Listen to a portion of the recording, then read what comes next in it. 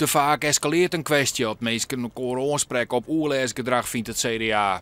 Haar een oplossing? Onjaan via het dorpsbelang of buurtbestuur. Maar wij hebben vroeger op school leerd je maar net klikken. Nee, dat vind ik mooi. Klikken heb ik altijd het idee bij. Klikken is iets vertellen wat eigenlijk heel negatief is en wat je een beetje sneaky, wat stiekem doet. Als men nou een brief toeschrijft, dan weet men waar het waar komt, want dan weet men het buurtbestuur had te dienen. Wij willen net dat iedereen persoonlijk met bellen gaat. Sancties voor oortreders komen er net. De Vries denkt dat mensen er maar praten, maar uitkomen kunnen. De softe aanpak dus. De softe aanpak, daar ben ik volstrekt in. Net de rechtslek op stik. Probeer je dit eens maar op te lossen. Want we ergeren dus de machinaal. Dan kunnen we toch even machinaal oplossen. Maar die dwarsbelangen en buurtbesturen die zul je ook komen. Dat zou wij ze kennen. Ja, je moet nooit met vinger wezen. Dat vind ik, dat is door het belangrijkste taak. Absoluut niet. Daar moeten we heel veel van distancieren.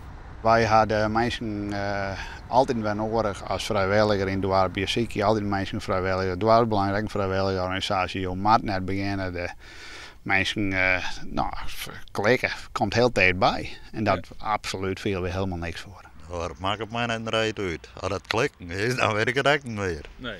Ja, je maar voor het niet wou, dat is echt niet raar.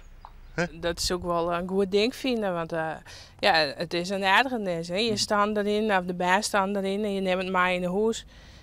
Ja, dat pas in de gaten dat het te laat is. Ik zou het zelf net doen. Nee? Waarom net?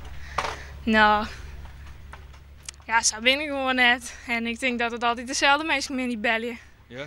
Of melden van nou, je schiet van mijn oprit. Ik denk dat het verhouding zijn in de buurt is. Ze herkennen mij bij wijze van spreken aan de stem. Dus als het meldt wordt bij het buurtbestuur, dan denk ik dat het buurtbestuur weet waar het is. En het buurtbestuur kan ook even zien, komt het met grote regelmaat voor. Op 13 oktober wordt het voorstel in de gemeente behandelen.